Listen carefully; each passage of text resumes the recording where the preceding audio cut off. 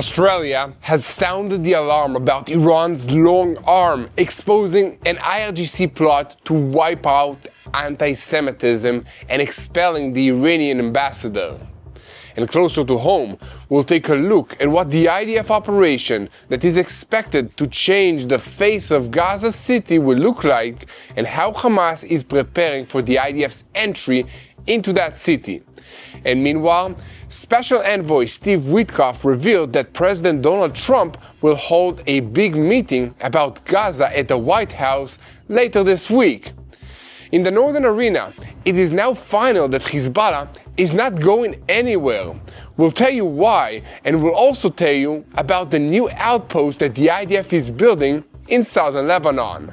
And in Syria, an Israeli airstrike near Damascus resulted in 6 fatalities, putting pressure on the ongoing talks between Israel and the al-Julani regime. And meanwhile, Iran's efforts to avoid snapback sanctions by the European states appear to have failed, as negotiations in Geneva broke down over the last 24 hours, with the deadline just a few days away. Predictably, Iran is making dark threats about the terrible consequences for everyone but themselves, and they are also making more threats against Israel, saying any future strike will lead to military, economic, and political escalation. Welcome to Boots on the Ground. I'm your host, Yair Pinto, bringing you all the truth about what is happening in Israel. The fighting in the Gaza Strip is very close to shifting into high gear, bringing us one step closer to the final phase of this war. Hamas is making hasty preparations for the IDF's penetration into Gaza City, including attempts to prevent the city's residents from leaving the area so that they can continue to be used as human shields. Hamas's strategy is to set up the circumstances for a large number of casualties amongst its civilian population to make sure that Israel will look bad in front of the international media, and in order to launch a delegitimization campaign against the IDF operation, which the world already opposes anyway. And meanwhile, the IDF completed a large operation to destroy underground terror infrastructure in the center of the Gaza Strip over the past few days, and we'll have some more details to share with you about all of that. In diplomatic news, TBN Israel's senior Middle East analyst Mati Shoshani will give us a look at the negotiations in Geneva between diplomats from the E3, Britain, France, and Germany, and Iran over the issue of snapback sanctions. The deadline of the snapback mechanism is coming up in just a few more days, and the efforts to avert them appear to have broken down. Mati will tell us all about it. In Israel's northern arena, there has been a great deal of activity over the last 24 hours. In Syria, it was reported that 6 soldiers of the Syrian army's 44th Division were mortally wounded when an Israeli UAV struck their positions in El Kisawa, in the rural area of the outskirts of Damascus. This will no doubt complicate ongoing discussions between Israel and the al-Julani regime over the deployment of forces near the border, and amongst other issues. And on that note, Defense Minister Israel Katz had a sharp, clear message regarding Israel's position on the Golan Heights, and we'll have the full story. And next door, in Lebanon, Hezbollah has reportedly budgeted $1 billion to repair and rebuild the damage done to Beirut's Dahya neighborhood in the recent round of hostilities with Israel. I think that's a good idea to rebuild homes and neighborhoods, but the question is, will this money actually be spent on that, or on the Hezbollah headquarters in the tunnels underneath the city? We'll take a closer look at this issue to see what we can find out. And meanwhile, Iran's long arm has been exposed, and Australia is outraged after the exposure of the Iranian Revolutionary Guard's links to a series of anti-Semitic attacks against the Jewish community in Melbourne. And Iran's ambassador in Canberra has been expelled, and the Sydney Morning Herald newspaper has revealed the almost comical failures in Iran's plans to attack Jewish sites on Australian soil. The exposure points to problems in the Iranian method of using local crime organizations to achieve its aims.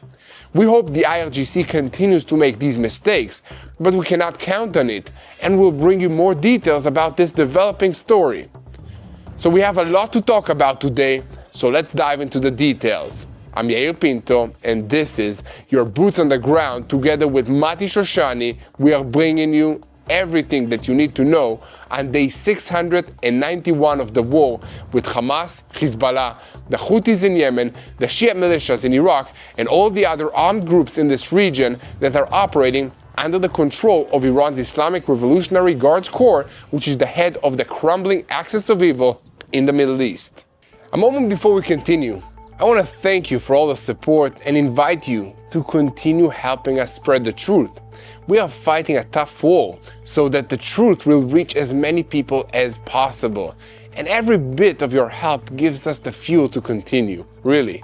So leave a comment, give a like, click that subscribe button. If you want to do more, invest in help us share the truth and create more content from Israel, you can visit www.tbn.org/standwithisrael. Again, that's tbn.org/standwithisrael.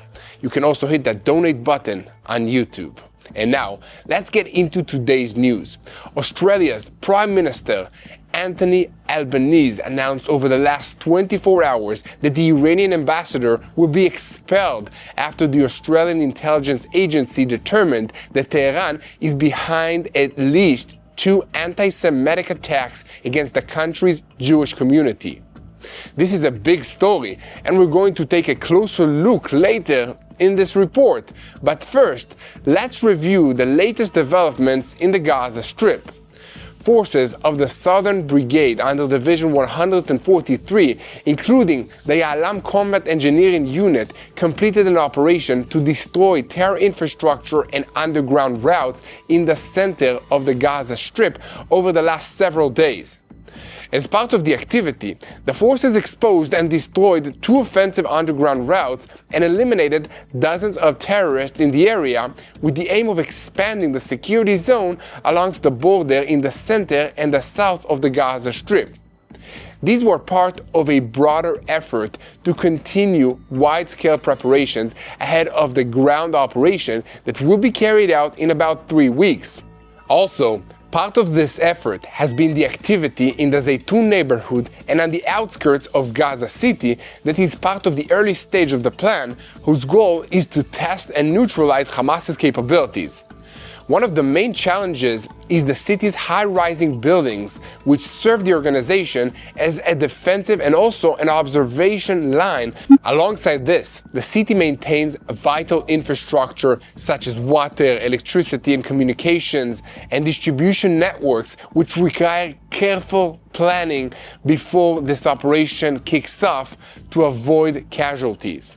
In parallel with the military preparations, the IDF has already begun the stage of establishing infrastructure in the 10 cities to which between 850,000 and 1 million residents who will be evacuated from Gaza City are expected to move. After that, additional distribution centers will be established, and then evacuation plan will begin in parallel with the first military action, encirclement of the city. The evacuation will be carried out by humanitarian corridors, leaflets, Arabic language media, and an official IDF announcement, followed by other measures. After the completion of the evacuation or the removal of most of the population, the order will be given to the Air Force to carry out targeted strikes to destroy terror targets. Only then will the ground maneuver begin, which will include fighting above and below the ground. And in parallel with the IDF's operations, Hamas is also organizing for combat. According to the intelligence reports, Hamas terrorists are working to prevent Gaza residents from leaving the city, threatening the besieged civilians and instructing operatives to block all access routes for exit.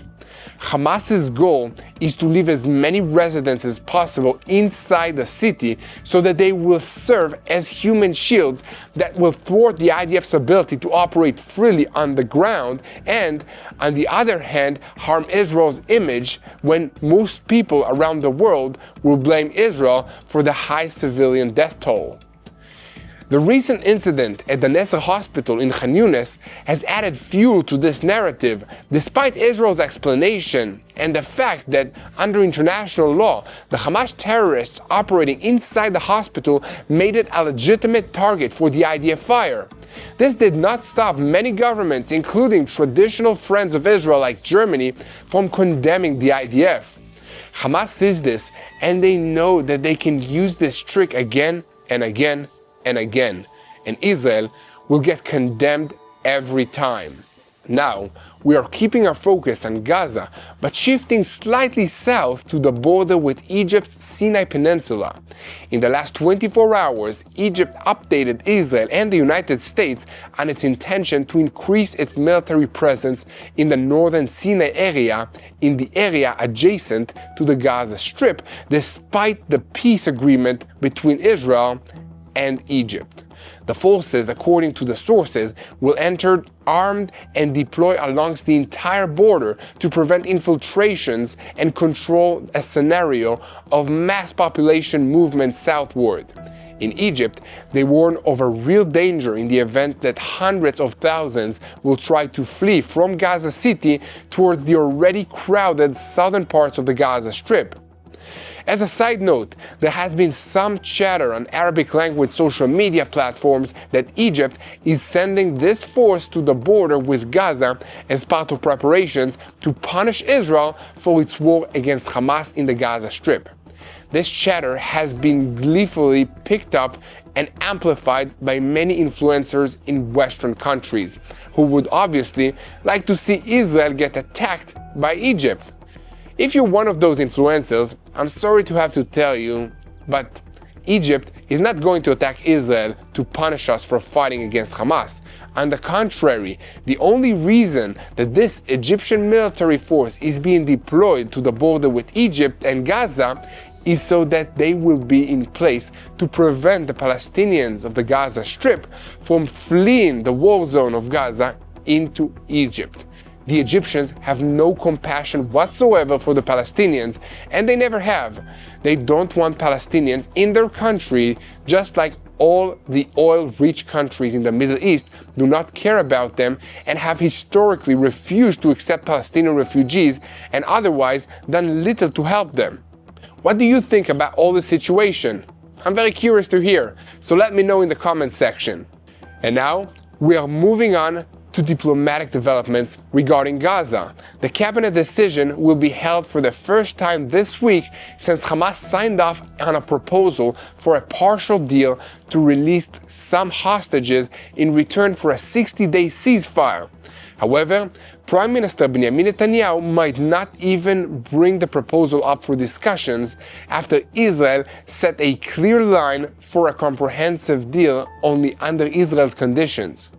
Israel's new strategy to refuse a partial deal stems from American pressure under the Trump administration, which refuses to hear more about partial deals, and also from an understanding in Israel that a partial will certainly abandon the lives of those remaining at the hands of Hamas for the second part of this deal.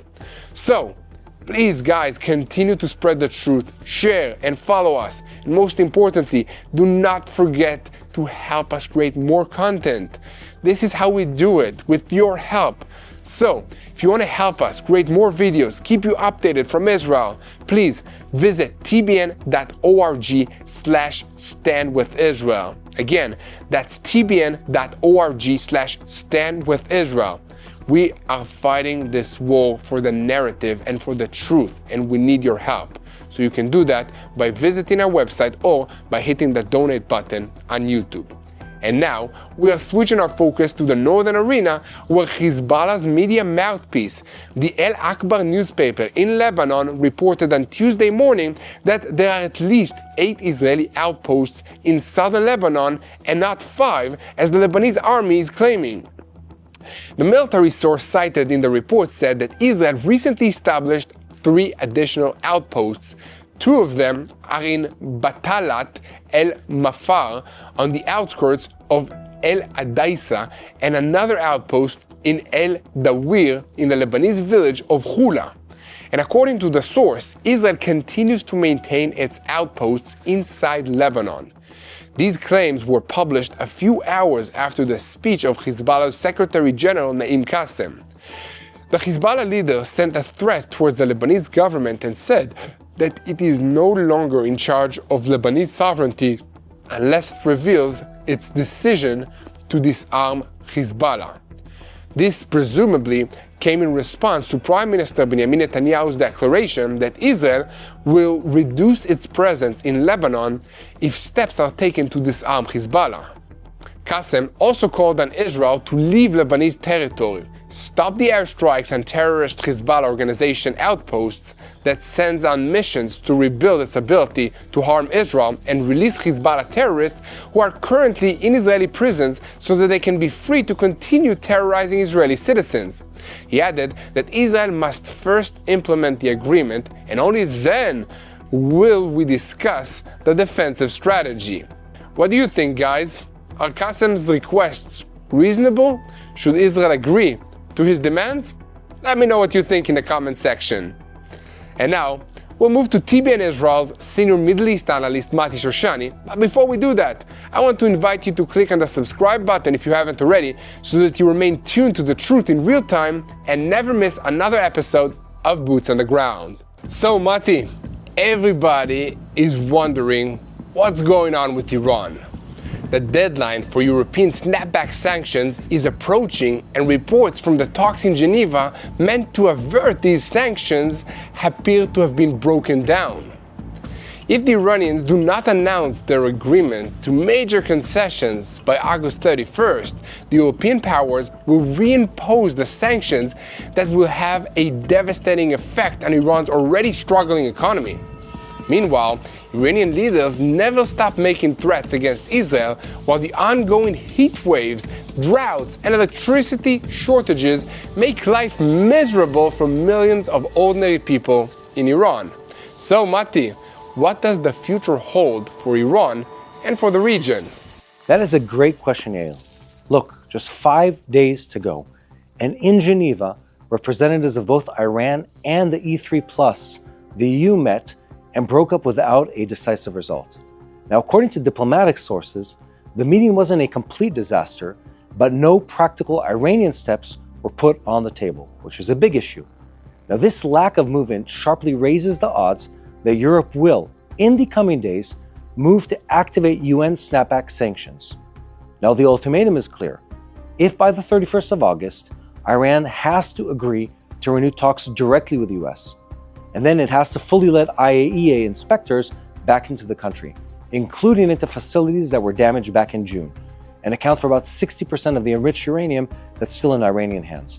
Now, if they don't, Europe says it will impose UN sanctions, and that is the state of the play, or the big move that we're looking at tonight. So what is Europe demanding?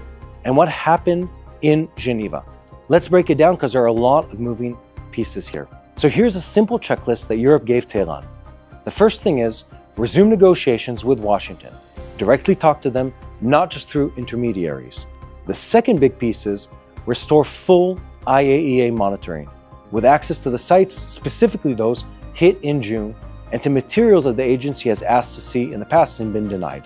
The third piece is disclose and verify the 60% enriched uranium stockpile, where it is and at what quantity. Now, diplomats say that the E3 may slightly extend the deadline only if Iran actually starts direct US talks and restart IAEA oversight. And as of tonight, after the Geneva meeting, sources say that no concrete Iranian proposals were offered or placed on the table. Tehran's public line asked the E3 and the UN Security Council to give diplomacy more time. And it argues that the Europeans have no legal grounds to trigger the snapback mechanism.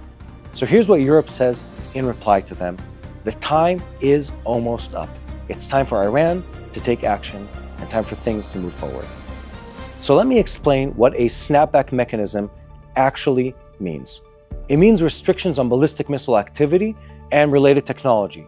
It means that assets are frozen and travel bans are imposed, and authorization for states to directly search Iranian aircraft and ships for prohibited items around the world.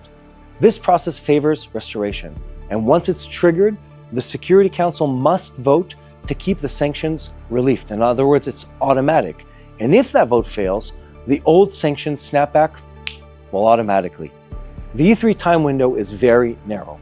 As the 2015 UN decision expires on October the 18th. In September, Russia holds a rotating council presidency. And in short, if Europe pulls the lever this week, stopping the snapback mechanism will be incredibly hard moving forward. So Tehran's message back to the West is wider fronts if Israel dares to strike again. Let's break down what that means. Alongside the diplomacy, Iran's parliamentary speaker, Mohammad Ghalibaf, warned that any Israeli attack will expand the war to new military fronts and into economic and political arenas. This threat sits against the memory of June 12th's 12-day war. Israel carried out hundreds of strikes on nuclear, military, and infrastructure targets inside and around Iran. Iran fired missiles and drones at Israel. Most were intercepted on the way, with only a few of them causing damage and casualties within Israel. Now, since then, many observers have assessed that the ceasefire is temporary, with both sides preparing for possible renewed actions. And in the same breath, Tehran urges the E3 and the UN to delay punitive steps, insisting on its nuclear rights, and claims that Europe lacks legal standing to activate the snapback mechanism. That is Iran's pressure track alongside its diplomatic ask. In summary, there is a lot on the table that's posed against Iran, and they need to make a decision, and they need to make it quick in the next couple of days on whether or not they're trying to buy time or are willing to really enter a negotiation. Will Iran be able to put a deal on the table, present written steps? Will the US engage in direct talks with Iran? Will the IAEA gain access again to Iranian facilities and a verifiable map of where the 60% enriched uranium is? Or will the E3 snap back the mechanism on Iran, imposing sanctions once more?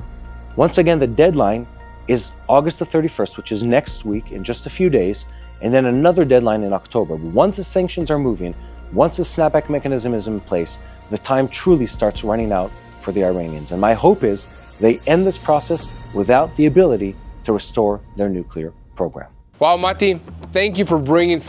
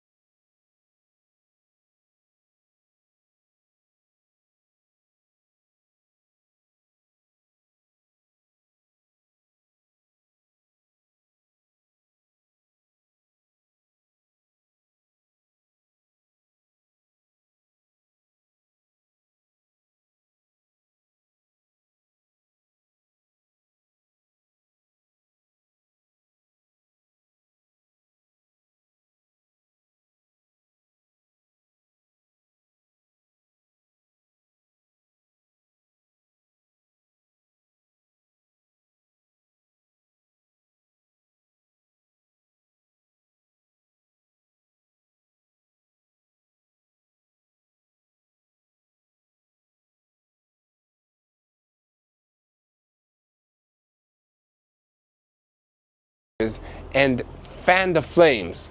And because of all of this, the Revolutionary Guards will be added to Australia's list of officially designated terrorist organizations, and the government will consider promoting other specific legislations against them. The Iranian Foreign Ministry spokesman issued a response to Australia's claims, following which Iran's ambassador was expelled from the country, and said that inappropriate action in the diplomatic arena will receive a counter-response from Iran. Our colleagues are examining the issue and deciding on the appropriate type of response.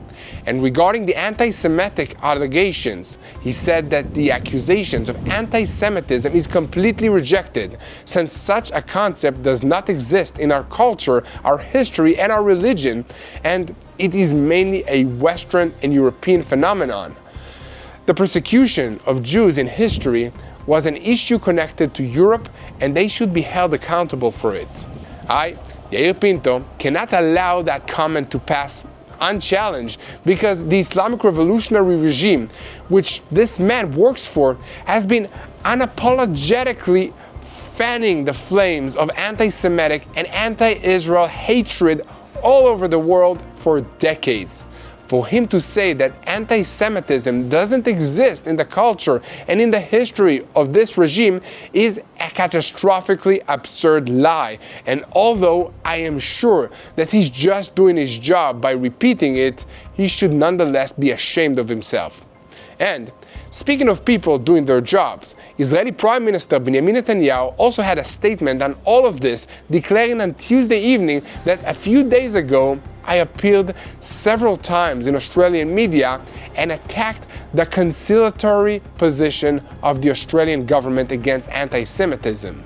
I'm pleased that today Australia decided to expel the Iranian ambassador after it was revealed that Iran is behind 2 anti-Semitic incidents in the country.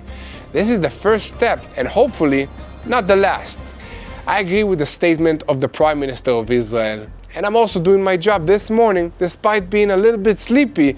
You see, along with millions of other Israelis, I was rudely awakened early this morning by the alerts on my phone and the sirens alarms telling me that it's time to rush my family to a bomb shelter because the Houthi terrorist regime in Yemen had fired yet another ballistic missile at us. The IDF did its usual good job by intercepting the missile, resulting in no damage and no casualties, thank God. But it's notable that the pace of incoming missiles from Yemen appears to be picking up a little, as the last one was just on Friday, and already we're getting another on early Wednesday morning. Now we are switching our focus back to Northern Arena, when the United States is working to promote a security arrangement between Israel and Syria. The Syrian channel El Akbariya reported overnight between Tuesday and Wednesday that 6 Syrian soldiers were mortally wounded in an Israeli strike that was carried out by a UAV in El Kisawah in the rural area of the outskirts of Damascus. For now, the IDF has not confirmed that it struck there, but according to the Syrian Observatory for Human Rights, which holds a reliable network of informants throughout Syria, the soldiers were from the 44th Division of the Syrian Army, and several other Syrian soldiers were wounded in the strike. This follows a complaint by the El Julani regime earlier in the week that Israel sent 60 soldiers into its territory near Mount Hermon in a violation of its sovereignty, so-called. The IDF said that the soldiers carried out a routine operation in southern Syria, but not in Bet Jan, an area close to the border with Lebanon and near Mount Hermon. These reports came after Prime Minister Benjamin Netanyahu met on Sunday in Jerusalem with the United States Special Envoy to Syria and Lebanon, Thomas Barak. This is as part of Washington's efforts to promote a security arrangement that will include Israel and the 2 countries. Also present at the meeting were Morgan Ortagus, the former United States envoy to the region, National Security Advisor Tzachi Hanegbi of Israel, and United States Ambassador to Israel, Mike Huckabee. Elsewhere, El Julani reportedly met with Arab media figures and former ministers in the field of information recently, telling them about advanced discussions on a security agreement between Damascus and Tel Aviv. Here at TBN Israel, we will continue to report day by day on all of these Israeli fronts. So stay tuned to the truth in real time by clicking on the subscribe button. And you can help us create more content and be part of the team here in Israel by going to our website at www.tbn.org/standwithisrael or by hitting that donate button here on YouTube. Again, that's tbn.org/standwithisrael. And most importantly, guys, this is a spiritual war. So the best thing that you can do in this situation is pray. Unite in prayer. It works. God is listening, thank God. Pray for the soldiers that are preparing to enter Gaza City. Pray for wisdom to our leaders, to your leaders in this situation, to the leaders of Australia that are dealing with the Iranian regime now. Pray for all the innocent lives that are affected by this conflict. Also the people in Gaza, in Yemen, in Syria, in Lebanon. This is a hard thing for me to say, but pray for Israel's enemies. Not to succeed, but to have love for the Jewish people and for the people of Israel and for God to have a change in their hearts. And keep praying for the peace of Jerusalem. Hello, this is Mati here in Jerusalem with TBN Israel. This is Yair Pinto from TBN Israel here in Jerusalem. TBN Israel is keeping viewers informed with Israel-focused news, culture, and what God is doing in this land. Support TBN Israel today online at tbn.org/Israel. Thank you.